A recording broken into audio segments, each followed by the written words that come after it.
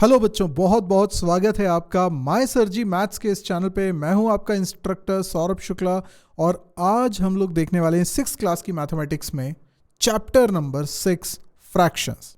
इसके कुछ लेसन्स हम लोग ऑलरेडी देख चुके हैं और आज का टॉपिक है कंपैरिजन ऑफ फ्रैक्शंस।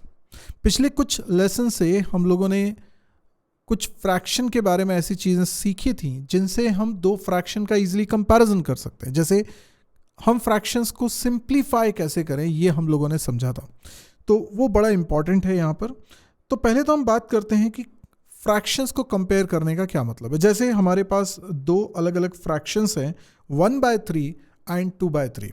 अब आप देखेंगे 1/3 एंड 2/3 कैसे फ्रैक्शंस हैं, लाइक फ्रैक्शंस हैं। अब आपने पिछले लेसन में ये भी देखा था कि लाइक फ्रैक्शन और अनलाइक फ्रैक्शंस क्या होते हैं।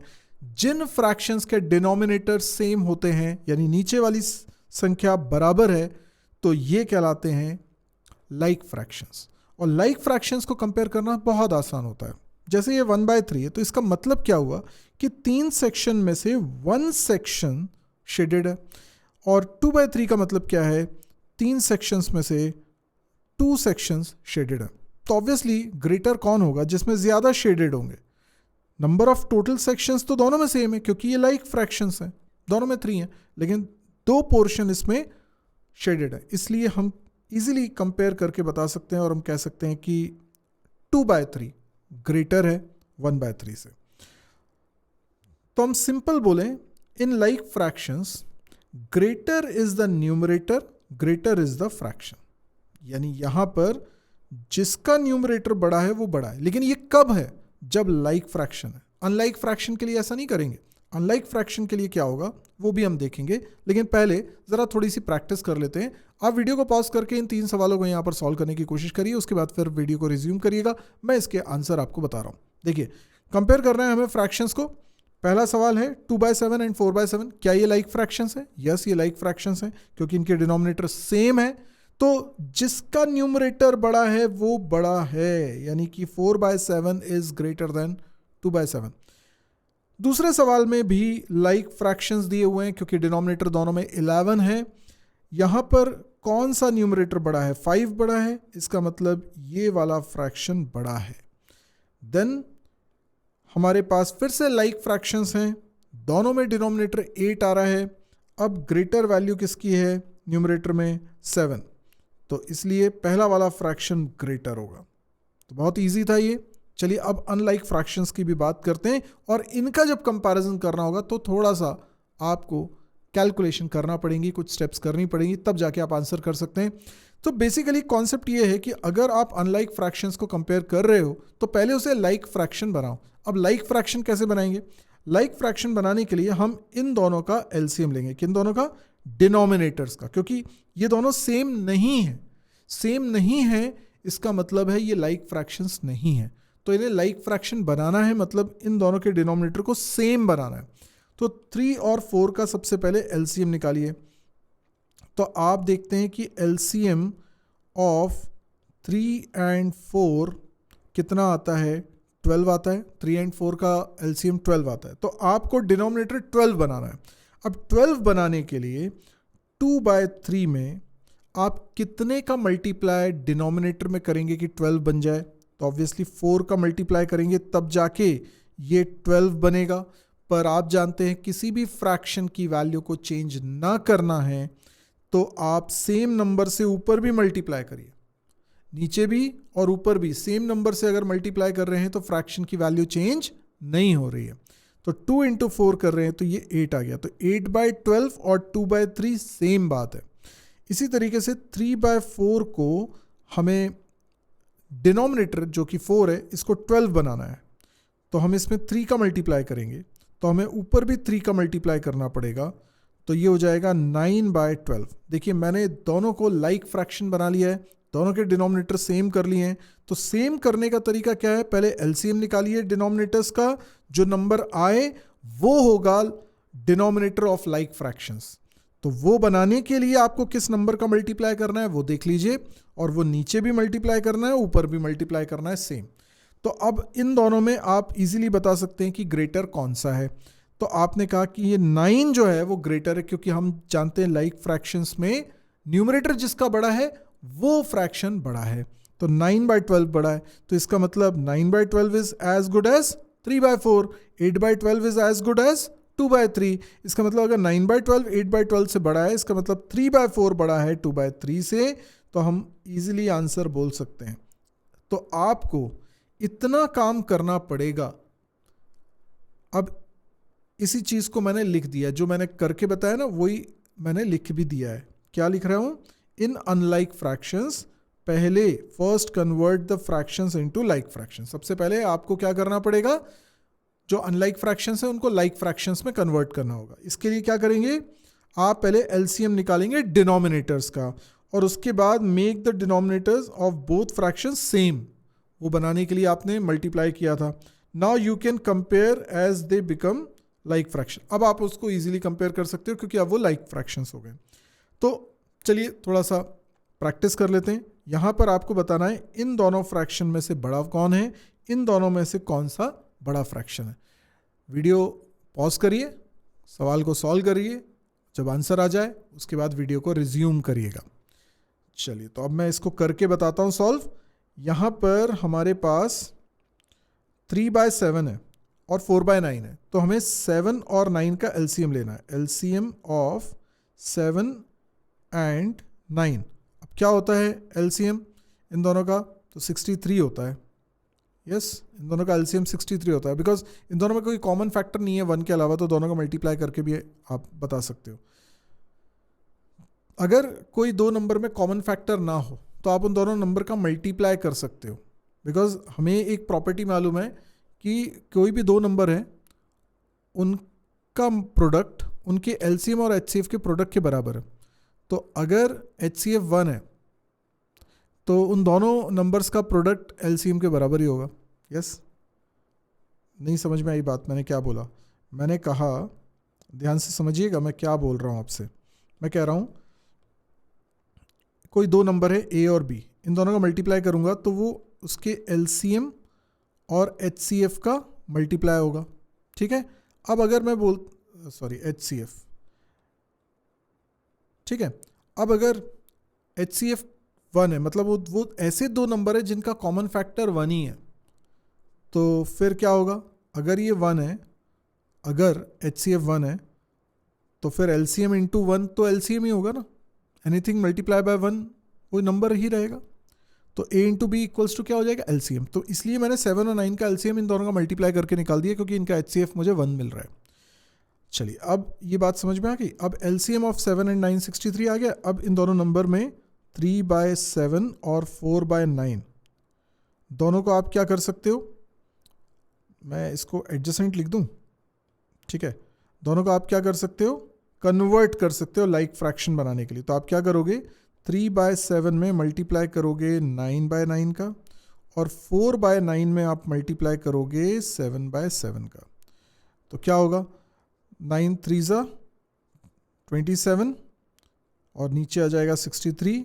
यहाँ पे 4 इंटू 7 28 और 9 7 63। नीचे सेम हो गया, तो अब इजीली आप कंपेयर कर पा रहे हो। आप क्या कह रहे हो? कौन बड़ा है?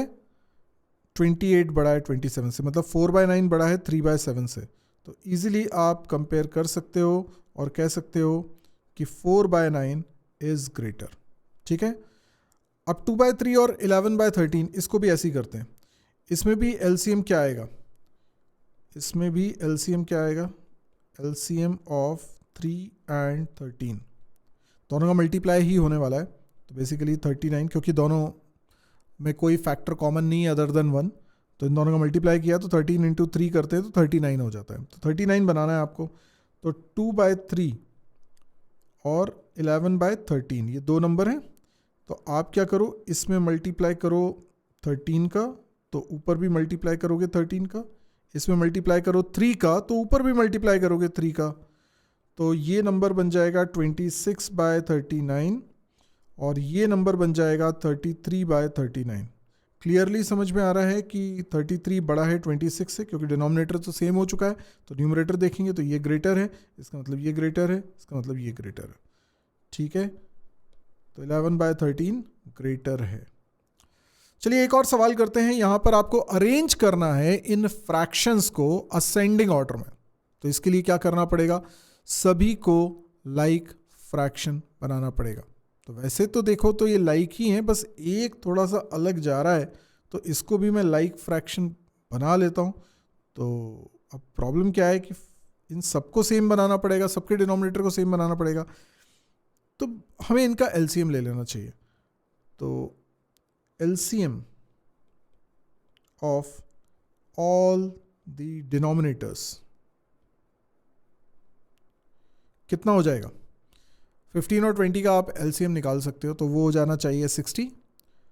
तो यस 60। आप एलसीएम निकालना आपको ऑलरेडी आता है, तो आप प्रॉपर मेथड से निकाल लीजिएगा। मैंने आंसर दे दिया 60। तो 60 इसका एलसीएम हो गया। सब में 60 बनाने के लिए आपको ऑब्वियसली मल्टीप्लाई करना पड़ेगा।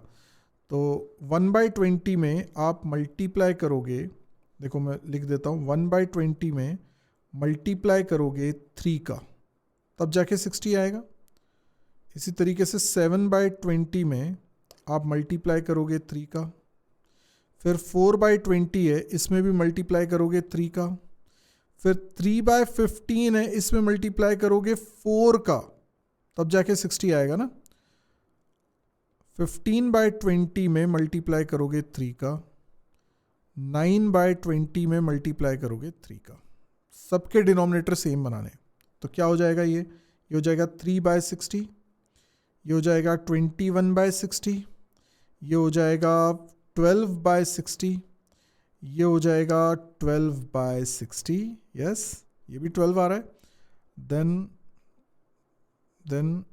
15 इंटू 3 45/60, अगेन बोल रहा हूँ टेबल्स अच्छे से याद होने चाहिए। 15 3 45, 9 3 27/60।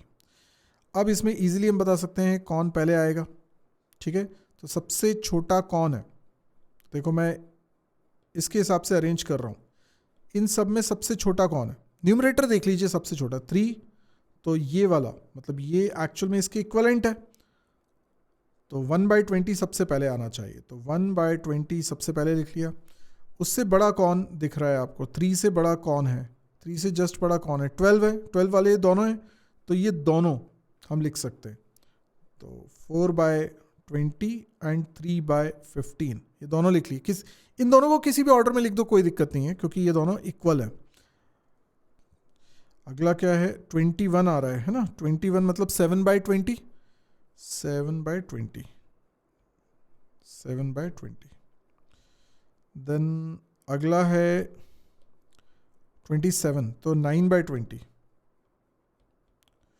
देन नेक्स्ट क्या है, लास्ट एक ही बचा है 45/60, तो इसको 45/60 मतलब 15/20, तो 15/20।